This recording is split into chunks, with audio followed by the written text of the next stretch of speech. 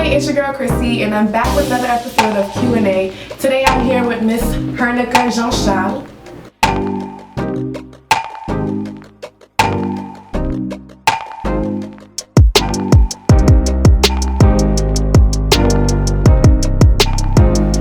Okay, thank you for having me. No problem. Who is Hernica Jean-Charles?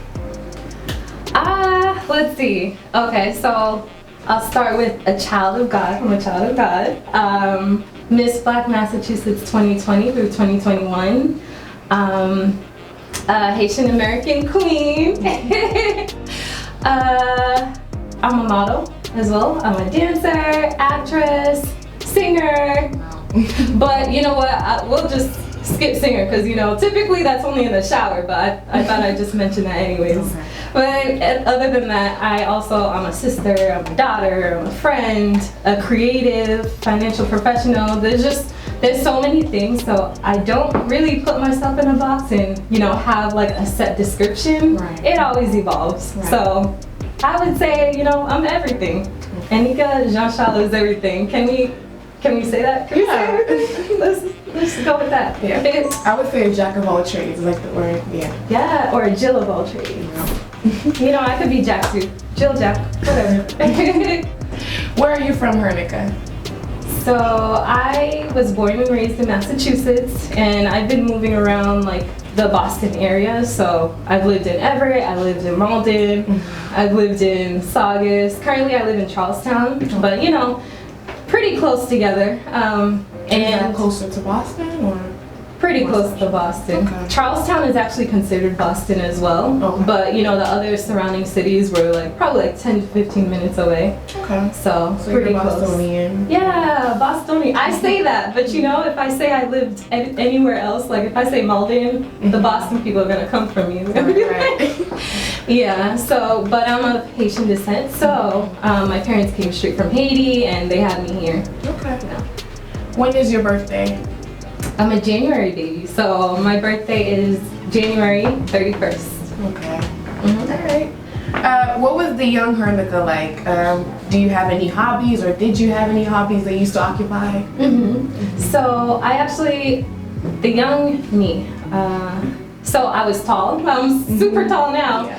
But the difference back then was that I was also super shy. So there was a lot of opportunities I wanted to take advantage of, but I didn't. But the other thing was it was a combination of super shy, but then I was also very creative. So I love to draw, I love to take advantage of different opportunities that were exciting. I love playing sports. I used to play with the boys. I used to be a little tomboy. Things have changed now, but I still enjoy playing sports, being active. Okay.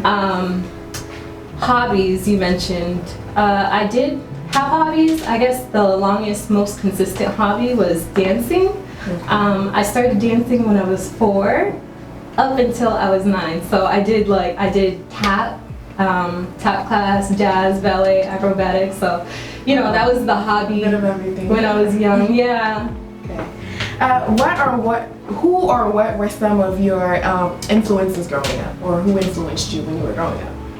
My biggest influence that I always say was my mother. Actually, growing up, she was the best.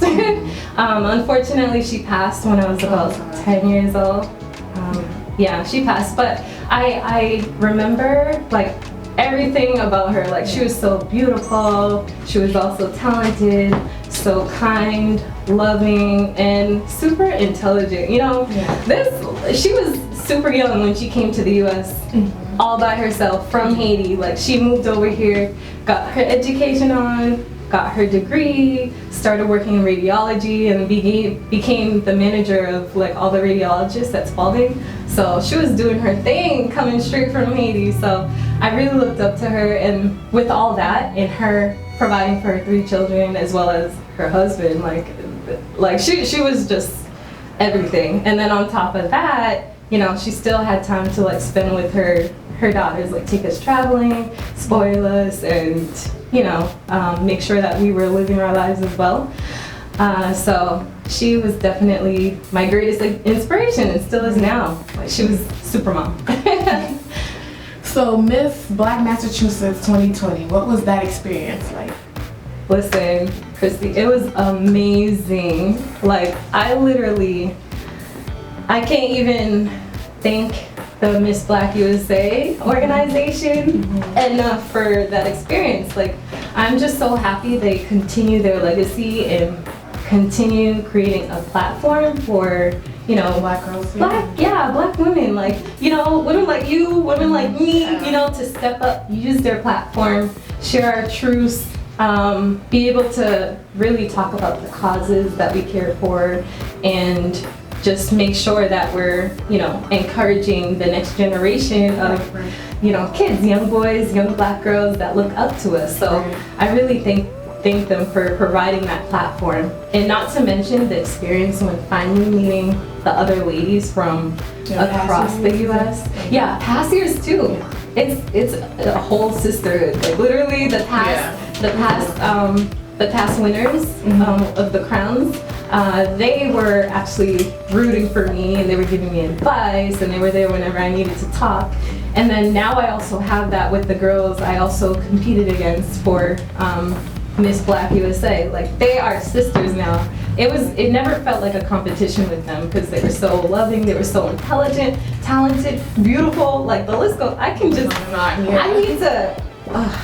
I'm still in touch with some of them as well, and I really love that bond we created. Hopefully there's going to be a girls trip soon where we all can go enjoy ourselves, but it was an amazing experience. What are some pros and cons of being in such a highly competitive industry? A highly competitive industry, so modeling. Some pros and cons. I'm going to start with the cons first. There's a little of them, because I really do enjoy modeling, but I would say, you know, for someone who would just step into modeling, I would say something that they have to be wary of is just making sure that they know that once they're out there, they're really open to critiques and people making assumptions about them, and, you know, they have to make sure that once, you know, they make up their mind to start modeling, that they are confident in all that they are. And just to make sure that they, you know, they block out all that negativity. So that's definitely a con. They're open to critiques and everything. Another thing is that, you know, when you start something new, like, you're so excited that you expect like gigs like every other day, or, you know, so often. But sometimes it's like the supermodels. Sometimes there's like limited opportunity for people who aren't the supermodels. Like, I'm talking Naomi Campbell, Kendall Jenner, Tyra, also big one like Gigi Hadid. Like, they're getting jobs left and right. They get jobs while they're sleeping, but, like, you know, for newer models, you definitely have to, you know, be excited about what's to come, but then also put in that work. Like, there's a market for anyone who wants to model. Like, you know, the walls are breaking down. Like, finally they're having more women of color of all sizes. They just need to know where to apply themselves, who to talk to. Opportunities are there, but you just need to work hard for it if you're not already well known like that. I would say another con is, well, this can actually be a pro too. It's a really spontaneous, unpredictable industry. So, in a sense, it's like, you know, for someone who also has a full-time job, it can be a little too spontaneous. For my legging, like, somebody might say, "Are you available tomorrow for this, that, or the other?" And you're like, "I work."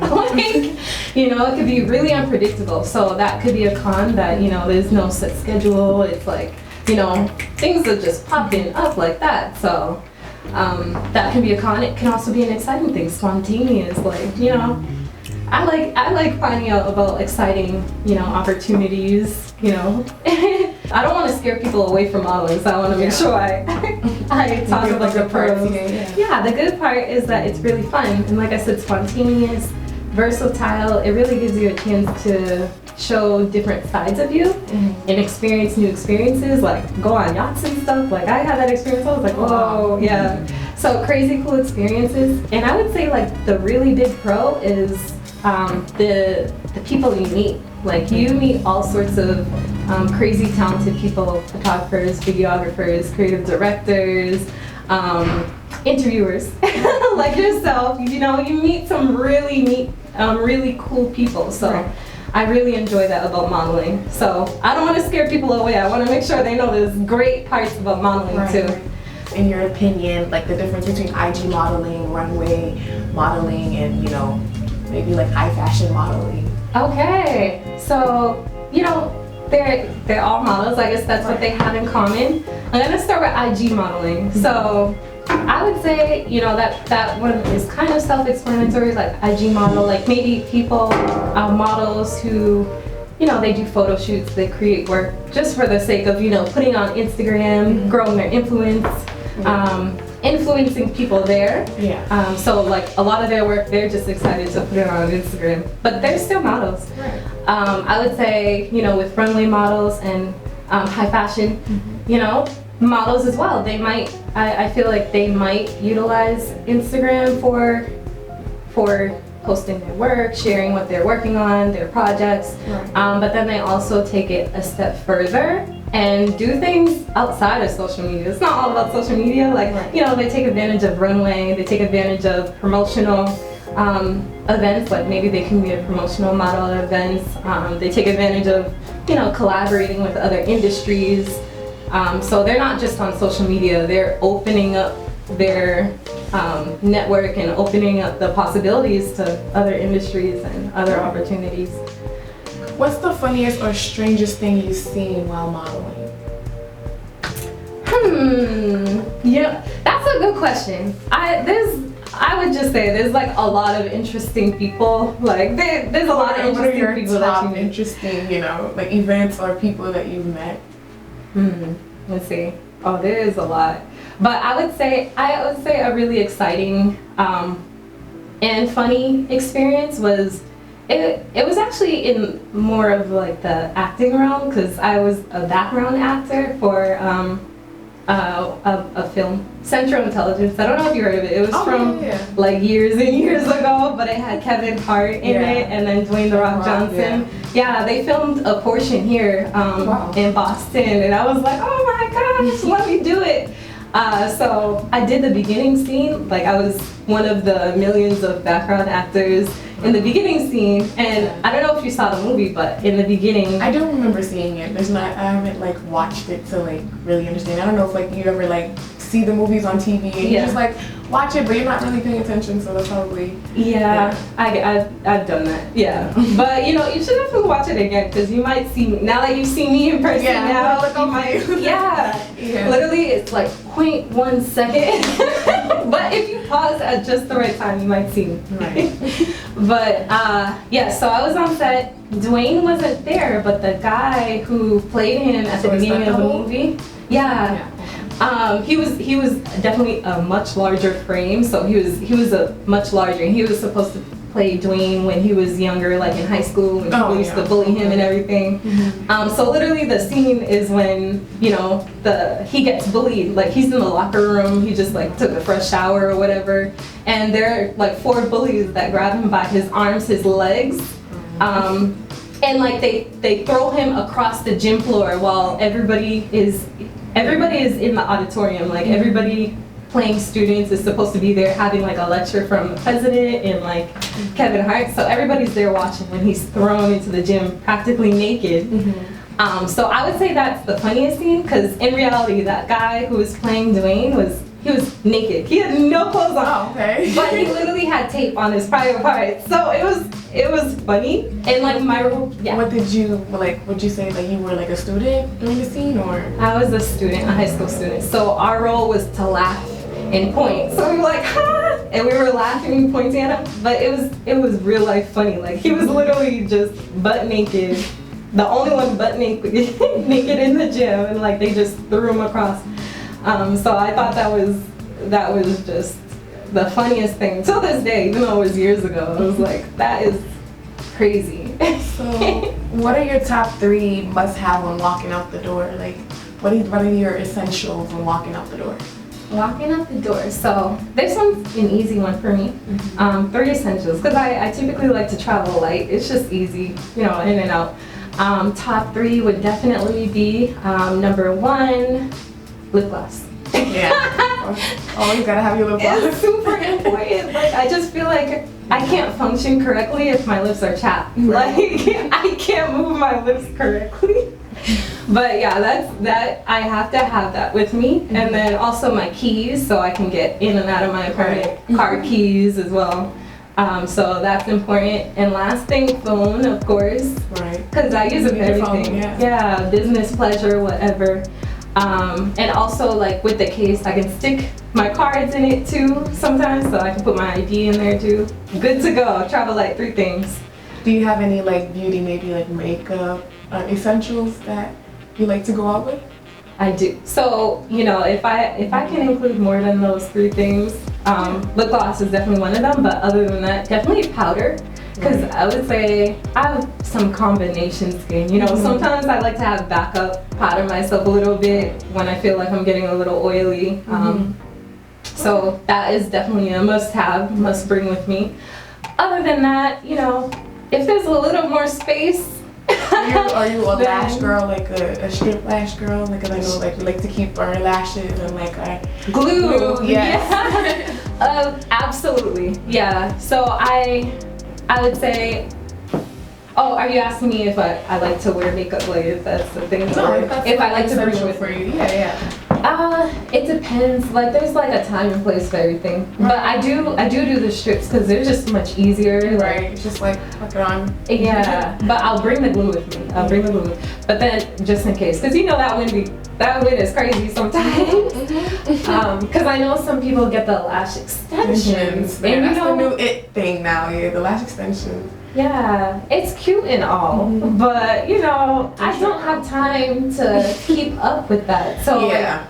And then some people, you know, when they don't have time to keep up with it, it's like some of those lashes come off and like their lash line is kind of uneven. I don't have time for that. So. Yeah, so you would say you're a strips girl versus like an extension type of girl? Of course, yes. Okay. What about you?